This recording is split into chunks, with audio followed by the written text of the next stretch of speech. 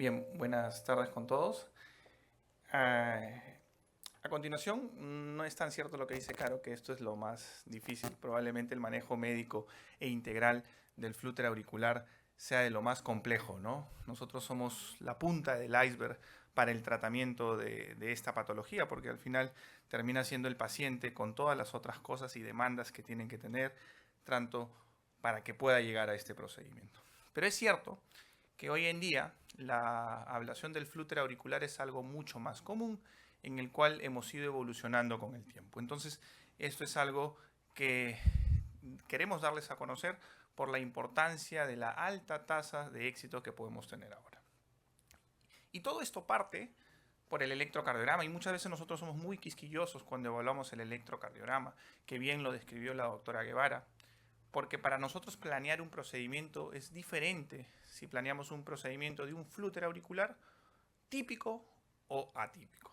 Y esto, recordando, es que hay que tener en cuenta que el flúter típico va a ser típico para ustedes, para mí, a 1 metro o a 3 metros de revisarlo. No tiene que haber duda que el flúter auricular típico, cuando nos enfrentemos a un electrocardiograma, y tienen las tres características electrocardiográficas que no tenemos que olvidar en las caras inferiores: un descenso lento, un descenso rápido y un ascenso rápido. Estas tres características en las derivadas inferiores nos dan la característica de que este electrocardiograma se trata de un flúter auricular típico. Y esto quiere decir que el circuito de la arritmia pasa por el istmo cabo-tricúsquido, como lo dijo la doctora Guevara anteriormente. Entonces, esta parte es el target que probablemente nosotros vamos a tomar en cuenta para nuestra ablación. Y entonces, ¿la terapia médica ha funcionado igual que la ablación del flúter? No. Como bien dijo la doctora Guevara, es una indicación 1A la ablación del flúter auricular. Y acá podemos ver en este video cómo nosotros vamos a intentar colocar un catéter en la parte media del istmo cabo-tricuspidio, porque tiene la parte septal y la parte lateral. Y qué lindo sería si todos los flúters fueran así de fáciles, de colocar un catéter, de colocarlo en la vertiente ventricular y direccionarlo y arrastrarlo y hacer una lesión tan continua y tan fácil como eso, ¿no? El objetivo es llegar a esto. Cuando nosotros lleguemos a hacer este tipo de ablación, lógicamente las tasas de éxito van a ser altas. Y la tecnología y lo que vamos haciendo nosotros va en relación a lograr este objetivo. Entonces, ha habido una evolución claramente del flúter auricular típico. Este electrocardiograma es un paciente que cualquiera cuando lo revisa dice que es un flúter típico, pero antes antes nosotros no teníamos los sistemas de navegación o hacíamos las ablaciones del flúter auricular, donde eran procedimientos que nos aterraba un poco por la cantidad de catéteres que teníamos que usar, por la cantidad de radiación que teníamos que usar. Nos tirábamos a veces 4 horas en sala de operaciones con plomo y demás cosas. Y ustedes, para ver la complejidad de colocar a veces los catéteres en una forma adecuada para yo poder dilucidar por dónde está discurriendo el ritmo cardíaco. Pero pese a eso, nosotros hacíamos las ablaciones y realmente iban bastante bien, ¿no? Quiere decir que la idea en esto es ver la forma que no solo institutos que tengan sistemas de navegación puedan tratar el flúter auricular, sino hay otros lugares donde no puede haber sistema de navegación. También antes se hacía la ablación del flúter auricular. Se usaban más catéteres, más radiación y las tasas de éxito eran cercanas al 75-80% en el mejor escenario, pero es parte de la evolución que nosotros también hemos vivido y también hemos hecho, y así hemos aprendido a hacer las ablaciones del flúter. Entonces, cuando teníamos esa tecnología, lo que nosotros teníamos es tasas de éxito que bordeaban el 85-90% de estas arritmias y habían recurrencias. Y es por eso que a veces no teníamos mucha comunicación con la parte clínica y veíamos que estos pacientes podían recurrir, eran procedimientos tediosos, pero hoy en día esto ha cambiado porque antes nosotros teníamos tiempos de fluoroscopía promedios, y no solamente nosotros, sino toda la literatura, en 30 minutos de fluoroscopía, con bastante radiación para los operadores, para el personal que esté en sala, la colocación de catéteres que inclusive no podíamos a veces colocar femoral y teníamos que ponerlo subclavio. Entonces todo esto se ha podido vivir, 3, 4 catéteres, y todo eso nos traía tasas de éxito no tan altas, ¿no? Pero esto ha ido cambiando. De hecho, les comparto este caso clínico. 4 añitos, 13 kilos, que tenía una anomalía congénita como un drenaje venoso pulmonar de tipo mixto y que se hizo una cirugía correctiva. Esto probablemente antes de la era del navegador o de los navegadores o el mundo de las imágenes, probablemente no hubiésemos entrado a hacer una ablación. Pero, inclusive en estos pacientes que son quirúrgicos o antecedentes quirúrgicos o con repartidores congénitas, existe hasta un 30-40% que tienen flúter auricular típico. ¿Ok? Pese a que el paciente tenga cardiopatía de base, el electro es muy característico encontrar en un 30-40% un flúter típico. Entonces, vamos hacia ello. Y nuevamente revisamos las ondas y vemos claramente que cumplen las características del flúter auricular típico, por lo cual hoy en día la cantidad de catéteres que nosotros teníamos va a cambiar. ¿Y cómo se ve esto? Esto es el sistema de navegación. Nosotros vemos una vista posterior acá, vemos la carita hacia atrás y vemos cómo hay una onda de propagación de la activación. Tenemos la facilidad de hacer esta reconstrucción 3D y mirar por dónde está pasando este circuito. Además, podemos ver algunas zonas de cicatriz. Esto rojo que vemos acá son zonas probablemente de conducción lentas debido a las atriotomías que tuvo el paciente. No solamente esto, sino otros tipos de pacientes. Entonces, esto no lo podíamos determinar antes más que con electrogramas muy complejos. Pero hoy en día, como les vuelvo a repetir, tenemos esta posibilidad de hacer una reconstrucción en tal calidad de activación del flúter y nos permite determinar por dónde es el istmo crítico para nosotros hacer la ablación de este tipo de arritmias. Pese a que el paciente tenga cicatriz en la aurícula, muchas veces el target para la ablación sigue siendo el istmo cavo-tricuspidio. Y la parte importante que nosotros, pese a toda la tecnología y no solamente ser técnicos e ir a cortar el istmo cavo-tricuspidio, tenemos que tener algunos parámetros que veremos más adelante para determinar si el istmo cavo-tricuspidio, esa parte, forma parte del circuito, ¿no? Y para eso hacemos maniobras de encarrilamiento. Digamos que la maniobra de encarrilamiento va a colocar el catéter en esa zona y ver que la sobreestimulación un poco más rápida que el flúter sea el ciclo que retorna muy parecido a esto. Damos algo de más, menos 30 milisegundos. Cosas técnicas a veces un poco difíciles de ver, pero nosotros corroboramos que esta parte, que es el ICT, sea parte del circuito, porque es la parte probablemente más estudiada que se puede ablacionar. Y acá claramente nosotros vamos a ver, o han podido estar viendo, cómo el paciente vamos a hacer una ablación con una fuerza de contacto de 4, 6, 8, el vector que nos está mirando. Ese es como si viéramos el mismo cabo tripusquidio desde abajo. Acá lo estamos viendo en una oblicua derecha. Y vamos a marcar puntos. Estos puntos, como vieron hoy en el caso de la mañana, también tienen unos índices que nosotros vemos. También determinamos qué estructuras pueden tener en riesgo. Porque llega un momento cuando estamos terminando la línea, ven que la fuerza sube y van a ver cómo el catéter después tenemos que reposicionar para evitar forzar mucho. Entonces, la tecnología de hoy en día nos permite saber cuánto estamos haciendo contacto, cuánto no estamos haciendo contacto, con qué fuerza le estamos aplicando para evitar complicaciones, ¿no? Y es bastante gratificante cuando nosotros hacemos una ablación del istmo cavo-tricuspidio y vemos que acá el paciente está en flúter auricular y nosotros ni siquiera a veces terminamos la línea o ya tenemos más de la mitad de la línea de ablación y van a ver cómo en algún momento que acabamos con unos puntos adicionales, el flúter auricular inmediatamente se corta. Pero ese no es el endpoint final que nosotros queremos. Es lo que dijo la doctora Guevara, que nosotros tenemos, miren acá cómo se quita el flúter en plena aplicación. Muchos diríamos, ya paramos, se acabó ahí. No, tenemos que completar de hacer la línea de aplicación para poder corroborar que no existe paso de señal de este lado a este lado, ni de este lado a esto. Entonces, estos procedimientos hoy en día los hacemos sin radioscopía, no nos ponemos mandil, son mucho más rápidos, son mucho más seguros y eso se ve que podemos tratar patologías más complejas, inclusive pediátricos y también pacientes con algún tipo de cardiopatía congénita, ¿no? Entonces vemos claramente este paciente que tuvimos, cómo es que cambia la actividad eléctrica y cómo permanece mucho tiempo así en el seguimiento del año, persisten en sinusal. Entonces tenemos un impacto bastante importante y con alta tasa de éxito en este sentido. No vemos las comparaciones de los electrocardiogramas.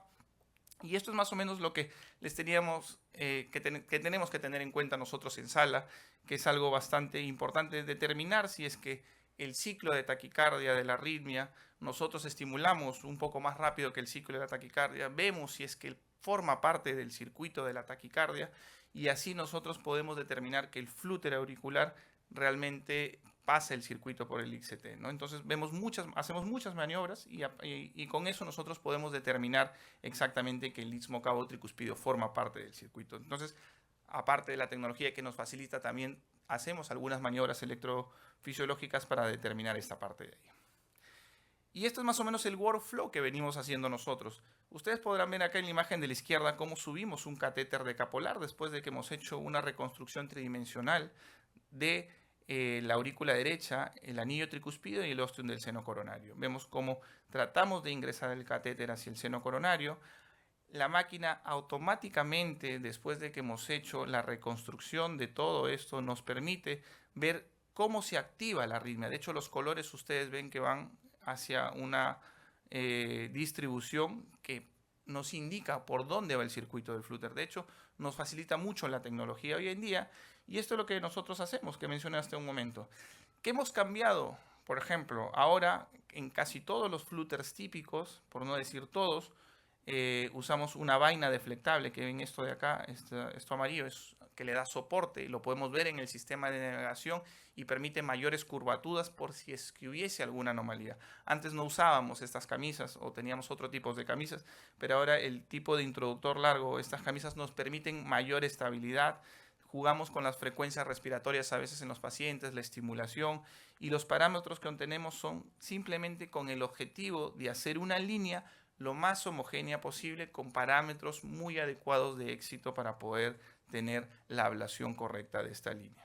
De hecho, ya desde el 2021 todos los flúters auriculares acá en la institución, todos, bueno, con cero fluoroscopía, con una tasa de éxito aproximadamente el 90 al 95% que estamos teniendo. Alguno que otro recurre, que generalmente algunos que tengan algún tipo de alteración. Entonces, esto es algo que ha cambiado en nuestro actividad diaria de cómo hacemos esto de acá. Tanto así que los procedimientos ahora se acortan. Somos bastante rápidos en hacer estos procedimientos. Inclusive en algunos pacientes estamos viendo la posibilidad de que puedan hacerse más procedimientos durante un turno y, ¿por qué no?, ver lo del alta precoz que nos ayudaría como institución.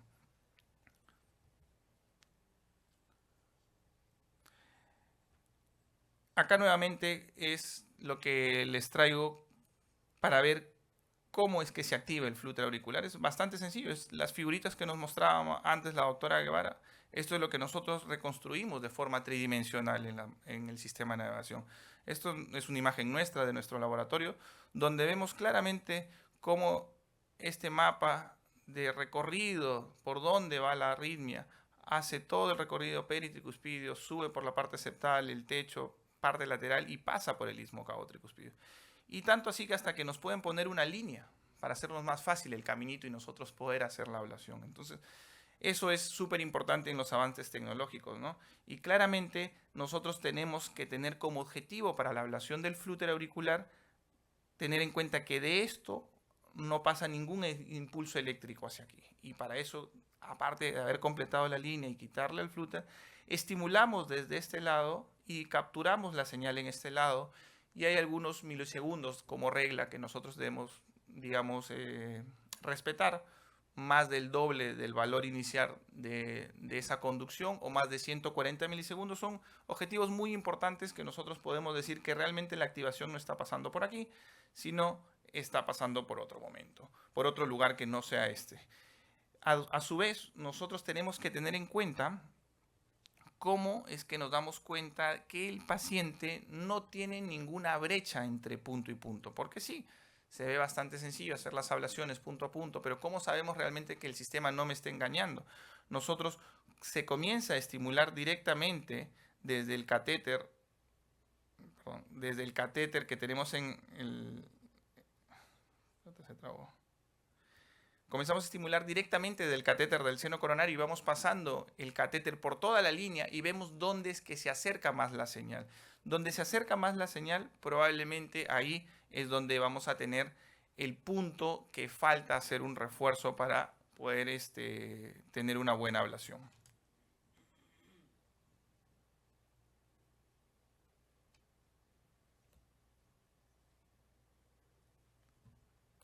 Esperen un segundo que se ha colgado acá.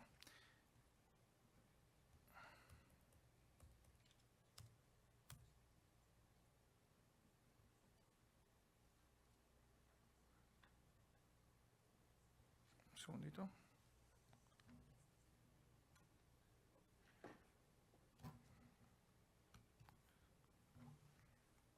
Vamos a hacerle el ingeniero de prende y apaga. Ya desconecté. Sí, no sé. No, pero la señal de acá.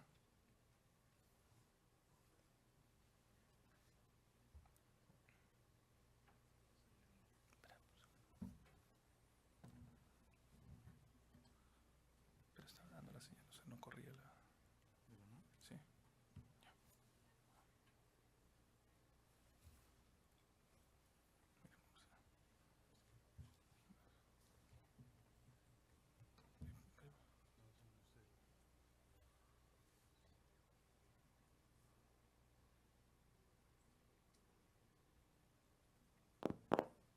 No sé, no sé ahí, mira. Ok.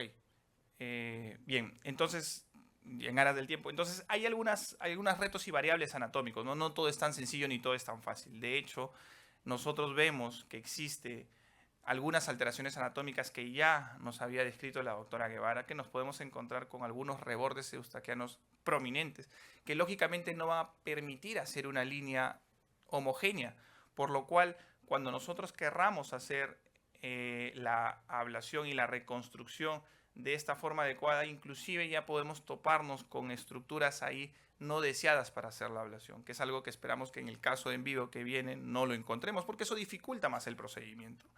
Pero existe posibilidades para yo poner el catéter en esa posición y hacer mi línea homogénea, sí, correcto, sí existe, ¿no? Y para eso usamos la ecografía intracardíaca y podemos ver aquí cómo nosotros vamos a bordear este reborde eustaquiano y tenemos que hacer una curva prominente del catéter para poder entrar así a este lugar, que si nosotros viniéramos de forma directa va a ser imposible. Entonces, por más sistema de navegación que tengas muy bueno, uno no puede ver esto de acá. Y esto nos comentaba el doctor Armando al principio, ¿no? Que son un apoyo fundamental hoy en día. Si bien es cierto, todavía no está implementado en todos nuestros pacientes, pero la gran mayoría de pacientes de flúter auricular típico, para asegurarnos de que no tengamos estas alteraciones anatómicas, nosotros usamos el eco intracardíaca para este tipo de pacientes, cosa que nos ayuda a tener mucha mayor efectividad, por lo cual llegamos a pegarnos bastante bien a los lugares que antes no podíamos llegar o nos tirábamos mucho tiempo haciendo los puntos de ablación. Entonces, esto es súper importante para nosotros. Y la calidad de las lesiones, como diapositiva final, es que existen muchos estudios para saber cuánto aplicar, hasta cuánto no aplicar. La idea es no causar daño ni perforar esa parte de ahí, ni tampoco ser tan superficial para que exista una reconexión del flúter auricular. Entonces hay que ser muy homogéneos en esto. Generalmente lo que nosotros utilizamos es que en la pared, en la parte anterior del istmo cavo tricuspidio, damos un ablation index de 500 y en la parte media hacia atrás 400 con los sistemas de navegador de Carto, y cuando usamos Ensai usamos un índice del SI alrededor de 3.5 a 4, ¿no? Otro punto importante que es la caída de impedancia, que es lo que se habló al principio. Cuando tengamos caídas de impedancia de 8 a 12, podemos saber que estamos injuriando o lesionando ese tejido de forma adecuada para cambiar las propiedades electrofisiológicas. Entonces, como conclusión, la ablación del flúter auricular típico debe ser la primera opción para nuestros pacientes. Ya se ha visto que existe bastante diferencia con la parte de la terapia farmacológica. Los sistemas de navegación nos vienen a ayudar para hacer este procedimiento más fácil, más rápido, lo cual nos permite hacer más casos con más efectividad en menor tiempo. Pero no todo es fácil en el flúter auricular típico. Existen unas variantes entre un 5 al 10% que necesitan otro tipo de tecnología, y las imágenes de ecografía intracardíaca en este sentido es un patrón fundamental para poder tener un buen éxito en estos casos. Muchas gracias.